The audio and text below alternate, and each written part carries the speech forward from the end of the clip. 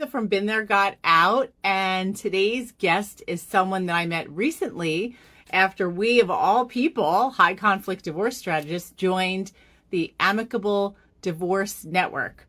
Her name is Chloe O. There she is. Let me get her on. Broad, because Chloe is from the UK, and she also specializes in a lot of issues involving couples in having to co-parent in different countries, dealing with international issues. Hey, Chloe. Hi, Lisa. I'm How are always like, you? so I'm happy that this works. So I'm always like, I'm relieved. I'm relieved. How Not about always you? very smooth on Insta, but we got it. I know. Great. Great. Yeah. So it's funny because I was saying how we're going to, one of the things that you specialize in is international couples or dealing with co-parenting across borders or how to get divorced when you're living in different countries. And we had a client just this morning dealing with this issue. And I was like, give me questions that you have and frustrations. So before you even introduce yourself, Yeah. I'm going to shoot one at you. Money. If somebody chooses to move away to another country and they're not even from that country, they just decide to leave, Yeah.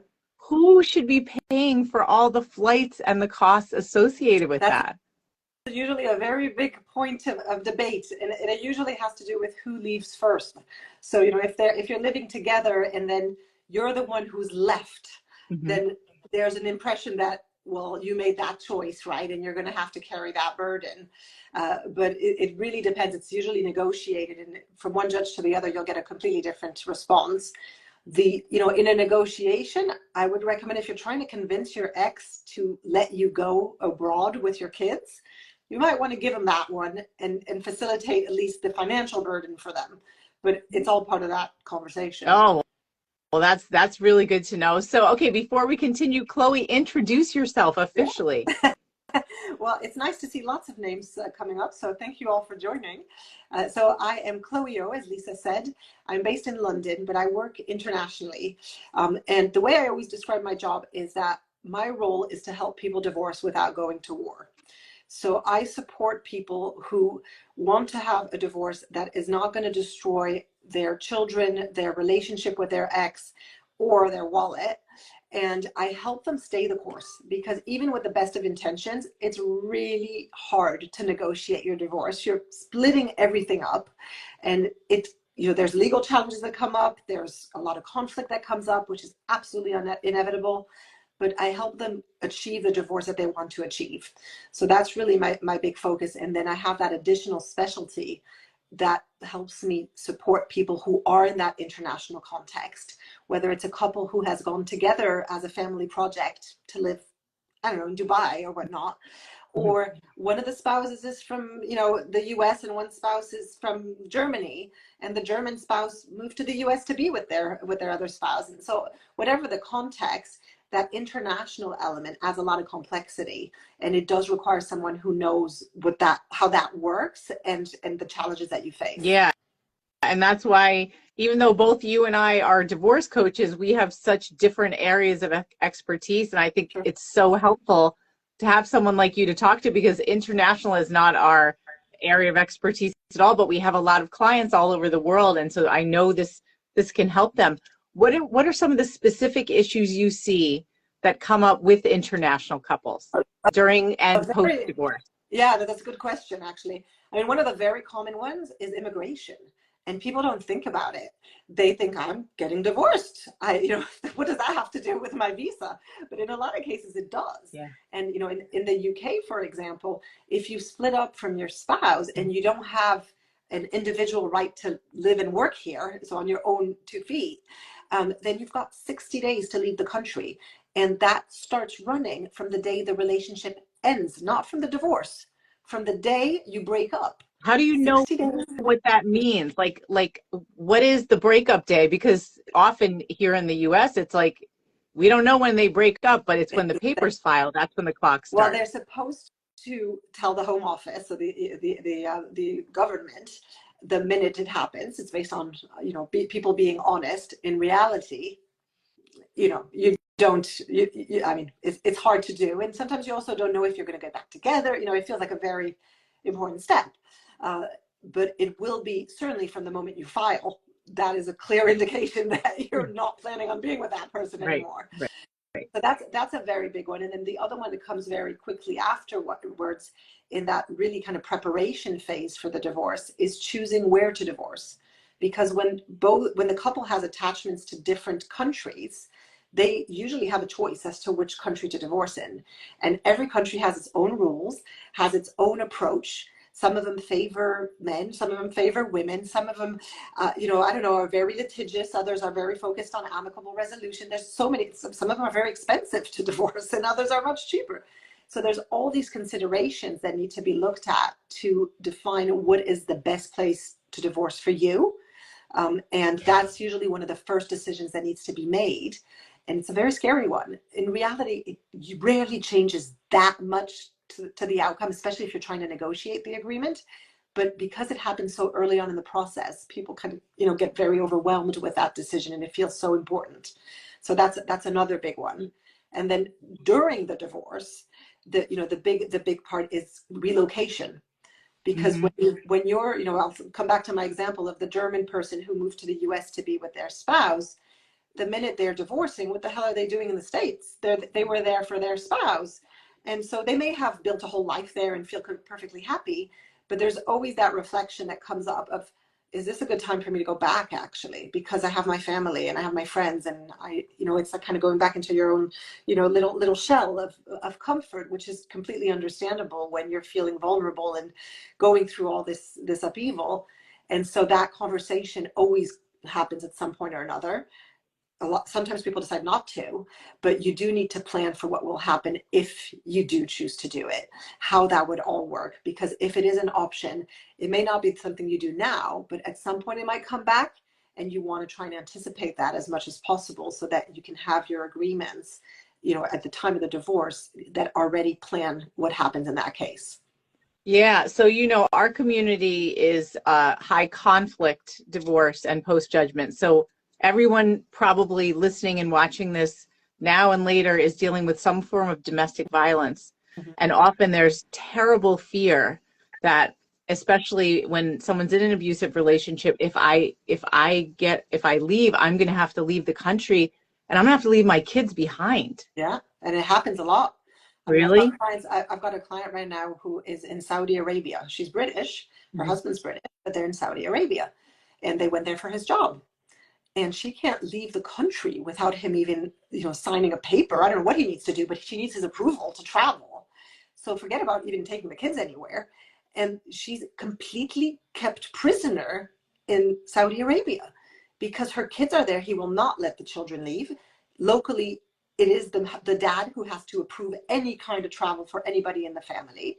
And people find themselves completely stranded. And, that I think is something that people don't think about up front, but when they're making those plans to relocate, if your marriage is on the rocks, don't go somewhere you don't want to stay, because it's going to be really, really hard to bring the kids back. And if you're dealing with somebody who's abusive or high conflict, try convincing them. You're putting yourself into a huge challenge, in a really difficult situation. So if you can avoid it, it's probably the best way to go. But if you're dealing with somebody who wants to be, so pardon my French, but a pain in the ass, they're going to be a pain in the ass, and they're going to make it as painful as possible. And when it relates to your kids, you don't want to leave them behind. So it's important to really, think those things through, ideally ahead of time. But if you're in that situation, make sure that you can, you've got a strategy for how to negotiate with that person, because it's an upward battle, that's for sure. Yeah. You're making me think of someone we know who's all the way in Africa, and their ex is American, and their ex wasn't really involved in a lot of the child raising, and their ex wants to now pull the kids to America. And so the person we know is like, wait, how can this happen? Or should I be worried about this? And it's a tough one. I mean, in general, it's very difficult to relocate children because, especially in the States and in the UK, it's in France as well, is the best interest of the children is always the top priority, right? And so you'd have to prove that they're going to be a lot better off somewhere else to where they're currently living, where they have all their friends, where they have their activities. So you've got to have a really compelling case to do that.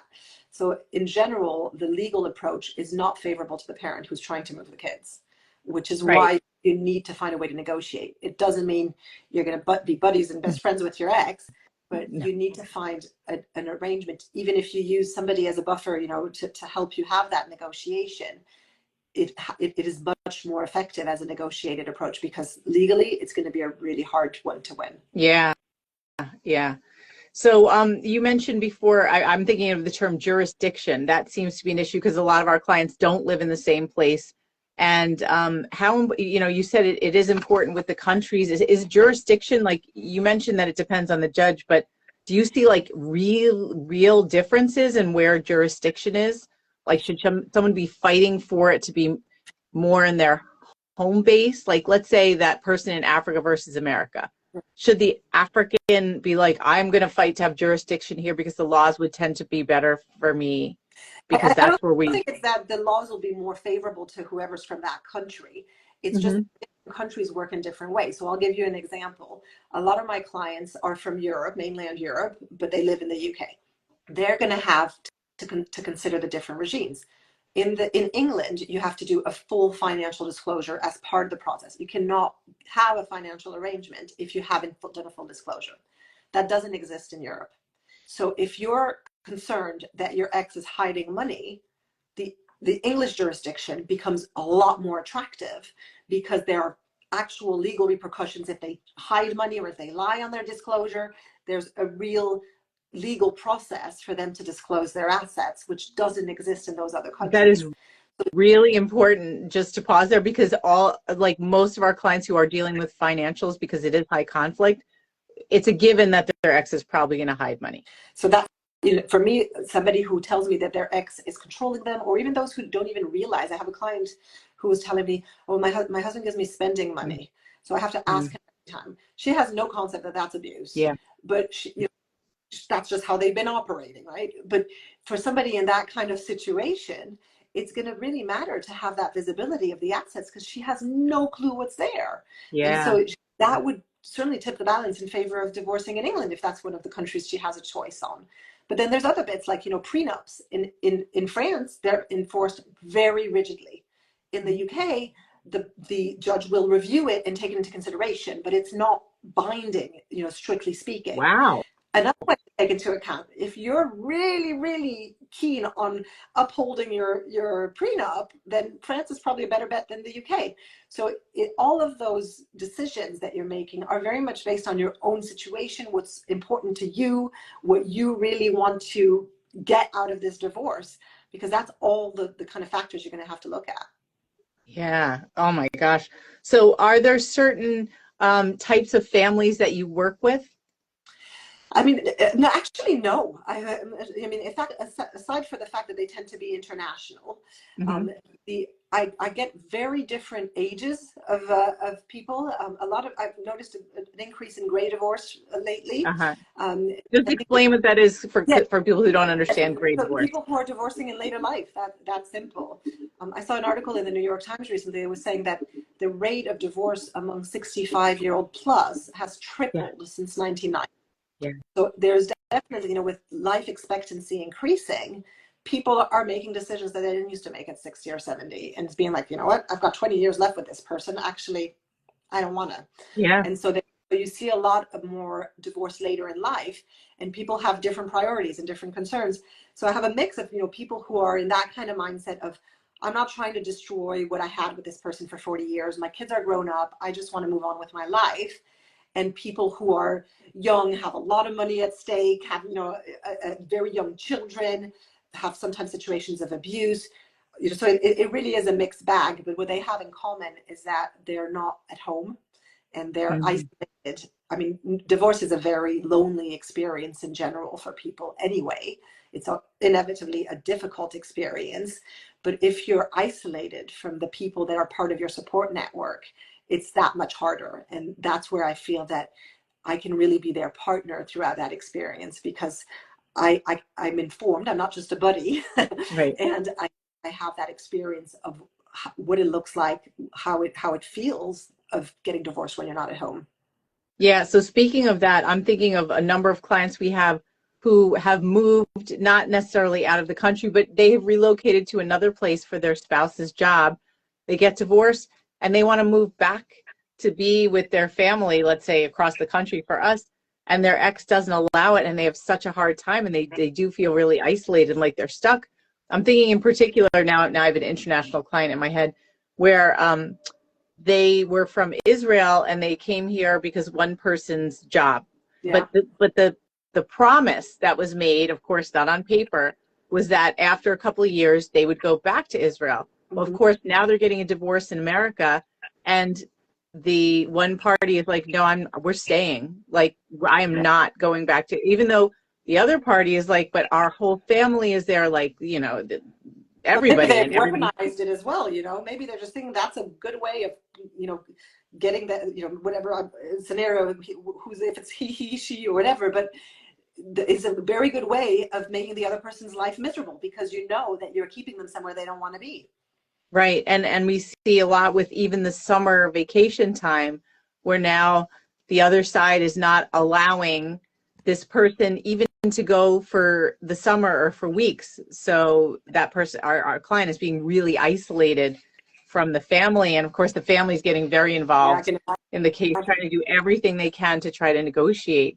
But, you know, legally, the lawyers have been like, this is where you live now, and this is where you've been for a couple of years. This is where your son has been born. And so it is really hard to just say, I'm going back to Israel. And I think that's where, again, you need that specialized support. You know, when you're writing your child arrangements or your parenting plan, you need someone who understands what it's like to live in that international context and who can put in those agreements some specific clauses that don't matter to your average Joe who lives, you know, a mile away from their family, but matters. Let's talk about that. Like, let's talk about some of the clauses, because I actually was going to say that came up this morning with another client where like, what about all the grandparents like who want to see the kids? So what can you recommend?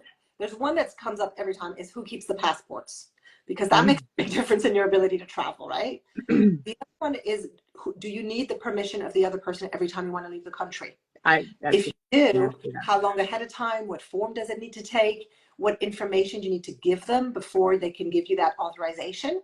So, you know, some people say just give the flight information or, you know, where you're going to be staying, but others want to know who the kids are going to see and what they're going to be doing, and, you know, all of those kind of additional pieces of information. So you need to make sure that that parenting plan is anticipating any potential problems you'll have later on and really spelling out all those parameters with regards to international travel, but also things like who picks up the kids. You know, I'll take a very stereotypical. Who flies the kids? Who fly, exactly. So imagine, you know, the kids are living mostly with the mom, but the dad is now in another country. Who's paying for those flights back and forth? Where's the dad staying when he comes to pick up his kids? Right. Because if he's far away, he can't go back and forth the same day. Right. And at what age can the kids travel alone? At what age are they allowed to travel alone? I mean, there's so many different elements to anticipate. And sometimes when your kids are quite small, you don't think of it. But actually, they're going to be important questions to take into consideration. You're going to have to think about how that fits into your kid's life as well. Right. You know, another typical example is people who want to relocate abroad with their kids, and they tell the other spouse, okay, you'll have them all the holidays to make up for the time. Well, that means you're never going to take a holiday with your kids. You got to think about that. Make sure that you're comfortable with that. And what is that going to mean to your kids as well, that they've never had a holiday with you? So there's a lot of elements like that really need to be considered, and that, you know, your average lawyer certainly would not know and would not recommend that you document, but actually putting it as part of the agreement saves you a lot of headaches later on because it's been dealt with and discussed and agreed. Yeah. So speaking of something you mentioned, this has been such a bane or a thorn in some of our clients' side, that consent letter.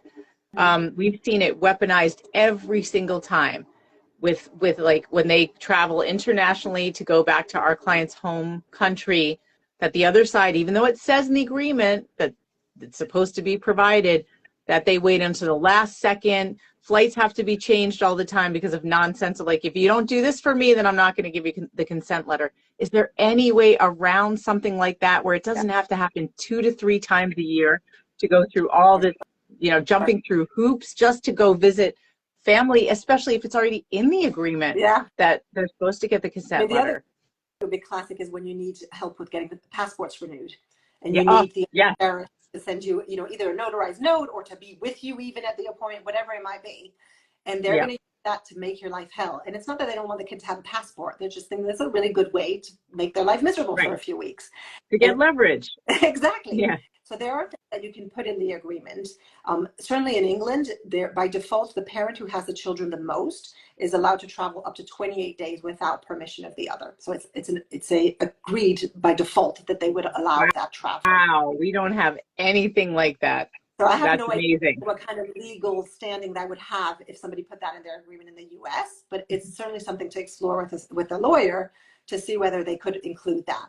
The other thing is you can write that letter open-endedly. You can say, or not open-ended, but for long term, you can say, I'm authorizing my husband to travel with our children abroad between this date and that date. And it can be, a 5-year agreement.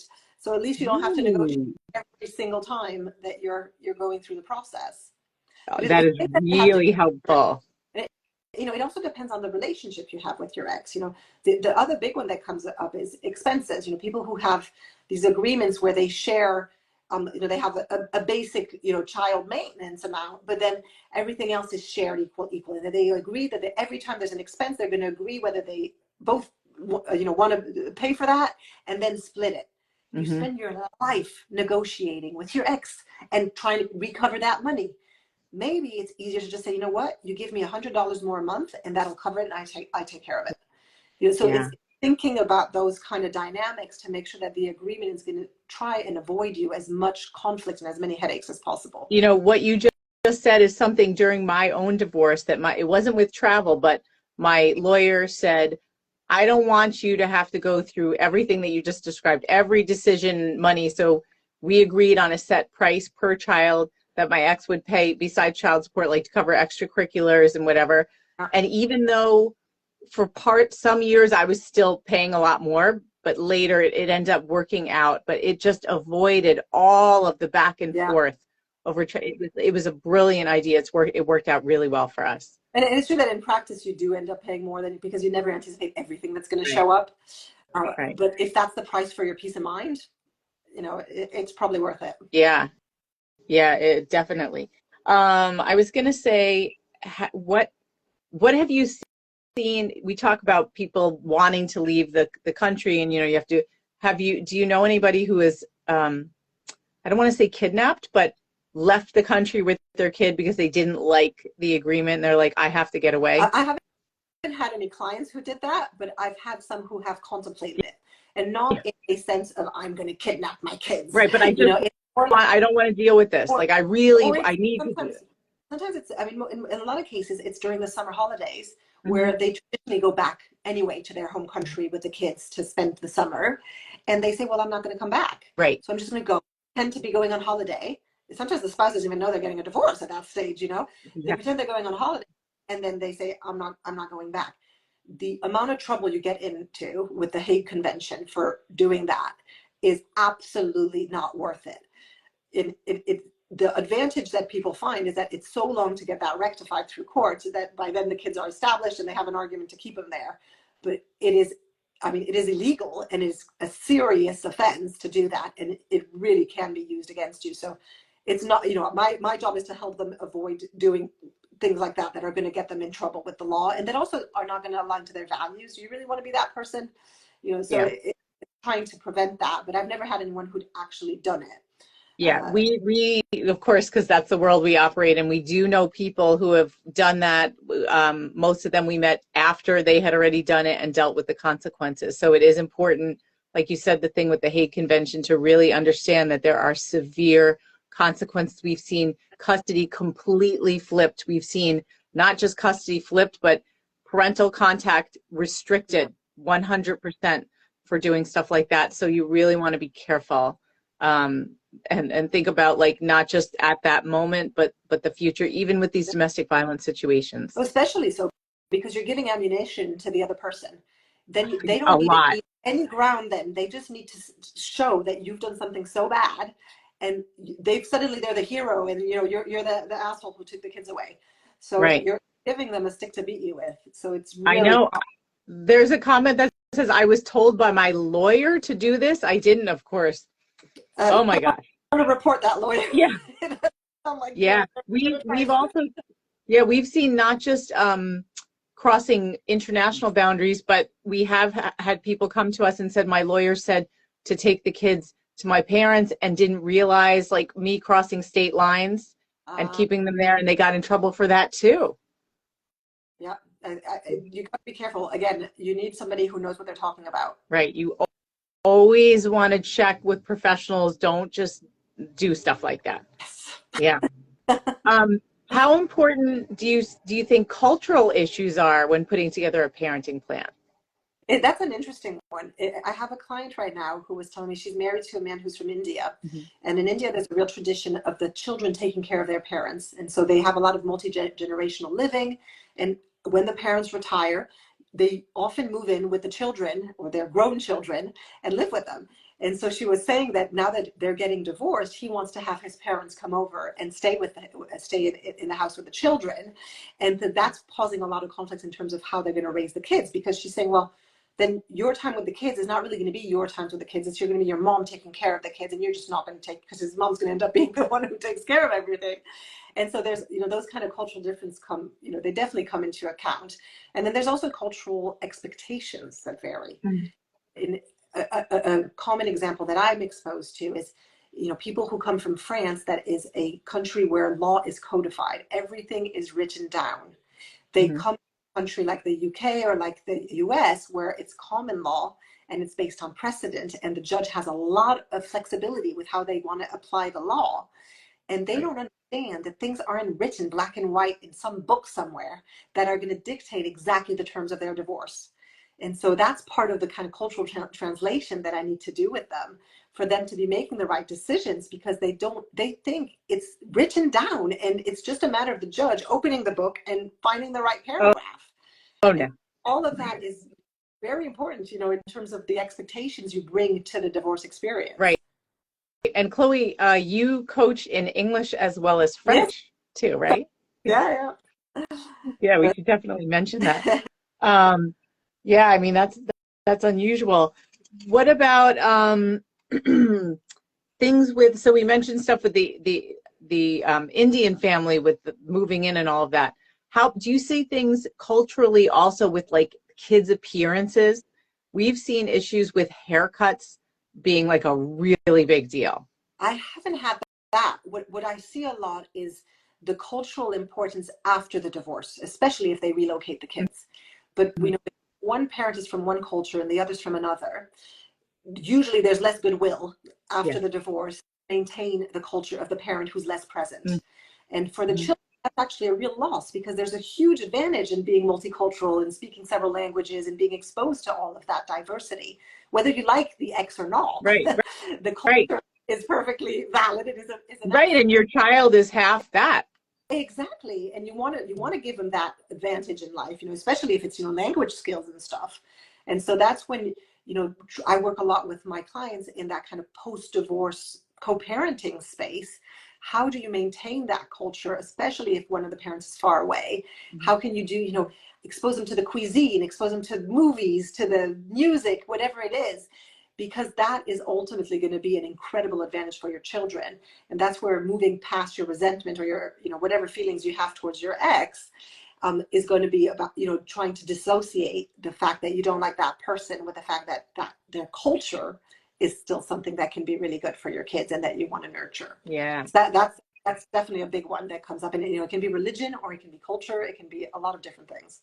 Yeah. And I think people generally don't consider things like this when they are getting divorced, because it's so overwhelming that often I feel like the parenting plan is really, really important, getting those details in there, because we always say that's like, you wouldn't use the word constitution, but we do.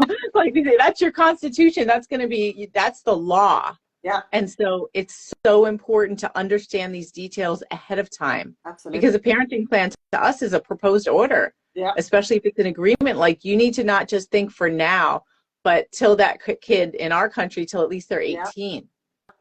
That's a big one. I mean, in general, first of all, the importance of just having that agreement, having that conversation, and then putting it in writing. It's something Hmm. I go on and on about with my clients, and I have a lot of them who say, I mean, I had one lady who came to me the other day, and she said, "Oh no, we don't have any problem. We've agreed every other weekend." And I said, "Well, that's not a parenting plan. No, and Every other weekend. that would What happens never every work in our. happens for their birthday? Who can travel with them? Can they stay overnight with somebody else? There's so many elements to think about." And so she was like, "Oh shit, I hadn't thought about all that, And, you know?" and legal decision making, that's huge in our world. Absolutely. Absolutely. Who's going to make those education decisions, their health decisions, all of that? And People think that it's about the cadence, and it really isn't. yeah, and not just assuming like, okay, if we don't agree, Chris, my partner, writes high conflict parenting plans. It's not if we don't agree, it's when we don't agree, what are we going to do? Yes. Let's build in the plan to stay out of court, Yeah. because once we go back to court, Yeah. Absolutely. Yeah, you can put it in there that you're going to agree to do family mediation if there's something you can't agree on. yeah, It's about yeah. So anticipating, and if sorry, you're not, Chloe. I was just saying it's about anticipating those things. And if you haven't been through it and you don't have the experience, you don't think of it because it's foreign. And it's only once you're actually in the situation, having all the pain that goes with it, that you realize, oh, darn, I should have put that in the paper. So it's really helpful to have that advice early on to avoid those mistakes that, can cause real headaches later on. Right. And also what you mentioned earlier is because these are very specific details, a lot of times a general divorce attorney would never think of it. They Exactly. have like basic templates, and that's why it's so important to have resources like you or me about things that we know are different than just normal And then divorce. selecting your lawyer, you want to make sure that they're somebody who knows what they're talking about as well. So that's part of the process, is also making sure that you're hiring somebody. And I'm talking a lawyer, but it could be any professional you're relying on. Just that making sure that they understand your situation, that they've dealt with these kind of situations before, that they can anticipate those kind of issues because they know what it's about. If it's somebody who's used to doing very local divorces, they're not going to think about those things. Yeah, there's a term for it, I think, that applies. It's called cultural competency. It's making sure you find professionals who have experience with families like yours or situations like yours. Absolutely. Because if they don't, I mean, that could make things so much worse and cost you a lot of money and time and energy and grief For sure. down the road. Yeah. And even with the best intentions, they can't really support you well. Right. And you're stuck. Like once that agreement is signed or that order's made, like that, there it is. And you can't just run back and change it. At least where we are, and in most places in the world, you have to wait a minimum of 1.5 to 2 years to file a modification unless it's an emergency. And even that can be really tricky. So you want to get it right from the beginning. Absolutely. And then also, do you really want to, once you're finally done with your divorce, do you want to start all that again? And a lot of people can't be bothered. At that point, you just live with it because who's going to go through all that again? I know. A lot of our clients' exes do want to start that all over again because they want to keep engaged. but our clients don't want to, of course. So you're not that conflict person. You'd rather have peace than win that one. Right. So did we miss, are there any other key tips to getting divorced abroad that we didn't cover? I mean, there's going to be a million specific situations those are kind of the typical kind of challenges that we see. Yeah. But I think in terms of tips, I think I've made it very clear, really using professionals who are familiar with these kind of cases and who have that experience so that they can avoid, it's not that much mistakes, it's omissions that are really costly. The second thing I'd say is just make sure that you're planning ahead. There's, if you think that you might be going back to that country or to whatever at some point, try and put it into your plans. Think about the tax implications, because a lot child maintenance, for example, will be taxed in certain countries, not in others. So make sure that that's reflected in your agreements and that you're allowing for that kind of flexibility. Exchange rates, that's another one. So anticipating all of that and trying to really plan ahead and get that expert advice, the immigration implications I mentioned earlier, all of that, you want to make sure that you've got that solidly thought through and documented. And I think, just having a really good parenting plan that incorporates all of these matters that we talked about that are in your run-of-the-mill kind of closet in an arrangement, but actually to you are going to make a massive difference. Yeah. So that Oh my parenting gosh. plan needs to be solid.